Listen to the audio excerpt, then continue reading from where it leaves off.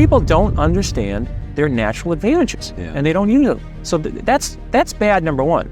But worse, number two, is if you don't think you're a good ice skater, or if you're convinced you're not a good cellist, you're not going out and try it. But people are buying stocks anyway. They're not discouraged, they just think it's a gamble. We begin with Peter Lynch. Time magazine has called him America's #1 money manager. During the 13 years he headed the Fidelity Magellan Fund, it was a top-ranked general equity mutual fund. His new book, Beating the Street, offers advice on picking stocks and maximizing profits, and he's here to talk to us about a lot of things. Peter, welcome to the broadcast. You wrote a book called One Up on Wall Street, and I think that's one of the best-selling books ever about Wall Street, if I'm right. You can correct me. And so why then did you write another book? Okay. I think the reason I wrote it is I try to explain to people their great advantages, their edges they have, and that they should get involved in stocks. Right. And they should do it on the right basis. This is on the first book. Right. Yeah. And obviously I didn't make a great impression because the percent of people's assets involved in stocks has gone down. In 1960, people had 40% of their financial assets, including their house, in stocks and mutual funds.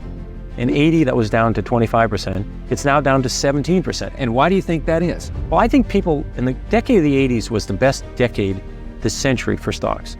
I think people managed to lose money in the 80s doing it themselves because their methods were so flawed. So I really feel as though I wanted people to understand, I don't want anybody to buy a stock. I'm saying if you're going to buy a stock, you should do certain things. Right. If you're not willing to do these things, you should leave your money in the bank. Your philosophy is simple, and I'm remembering this from the previous book. I think we're now talking about the previous book. Correct. Your philosophy was, if you find something that you identify with. I remember there was a story of your wife and her hose. Yeah. Your wife kept saying, legs and panties. You got it. Yeah, legs and panties. Your wife said, these are the greatest things I've ever seen. Right. And when your wife said that, you knew that this was a product that was better. Right. You used to stay at La Quinta Motel. Right. And the service was better, whatever was better. Right. And Price was good. And the price was good too. And you said, this is a place that I can determine. I, Peter Lynch, can tell that this is a good product, right? If these people make a good product, then their earnings are going to go up, therefore the stock's going to go up. Right. And that's the kind of decision-making process you ought to go through. Right. Do I have it? You've got it exactly right. Well, I don't think people understand there's 100% correlation with what happens to a company's earnings over several years and what happens to the stock. If the company, McDonald's, has done very well as a company, right, the stock has done very well.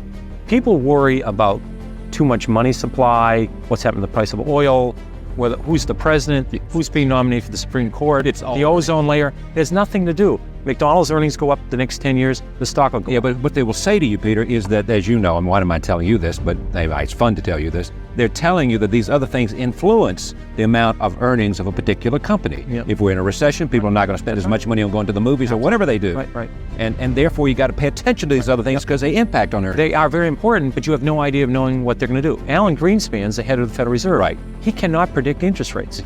He'd be the first to tell you. He can influence them, but he can't predict them. He cannot predict what long-term interest rates are going to be 1 year from now, 2 years from now, 3 years. He's even surprised how low they are now. Right. So how am I supposed to predict interest rates? How am I supposed to predict the economy? You certainly remember the recession of 82? Yes. 1982, we had a 20% prime rate, 14% unemployment, 12% inflation. I don't remember anybody telling me in 1980 or 81 that was going to happen. All of a sudden, we had the worst recession since the Depression. I didn't read about it in the paper. So it's crazy to think about these things. Here's a quote from you. I own Dunkin' Donuts. When you own Dunkin' Donuts, you don't have to worry about Korean imports. You don't have to worry about M2 or M3. These are money supply figures. Right. Yep. And what's happening to the money supply? This is the way you make money. If you don't understand what the company does, you should not be in it. If you could predict the stock market, you could predict the economy, you could predict interest rates. If you go buy the wrong stocks, you're going to lose half your money anyway. Right. Yeah.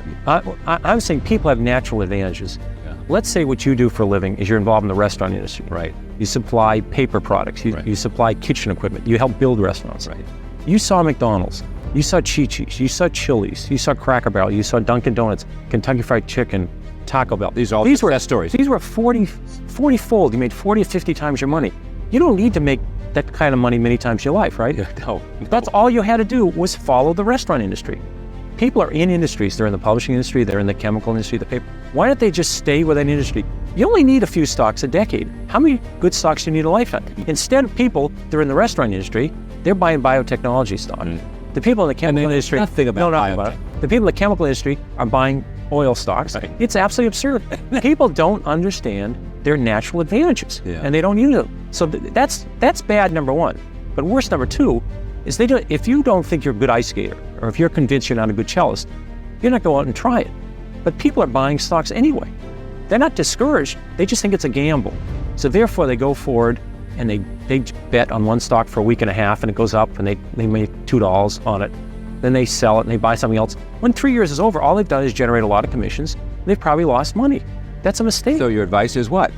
If you don't understand a company, if you can't explain it to a 10-year-old in 2 minutes or less, Yes. don't own it. Because when it goes down, let's say the stock goes down too, You won't understand what's going on. what do you do? Do you buy more? Do you flip a coin? Chances are your broker doesn't either. He or she certainly doesn't know about it. I mean, who knows what all these things are with auto backplanes and mega flops? Who knows what all this is? So buy what you know. Buy in your industry, buy what you know, buy local. Yeah. So suppose you don't have an industry. I mean, you don't really. You buy local companies. Right. Companies in your own industry. 10 years after Walmart went public. 10 years after Walmart. 10 years after it went public. It's a 25-year-old company now. Right. You could have bought the stock and made 50 times your money on it.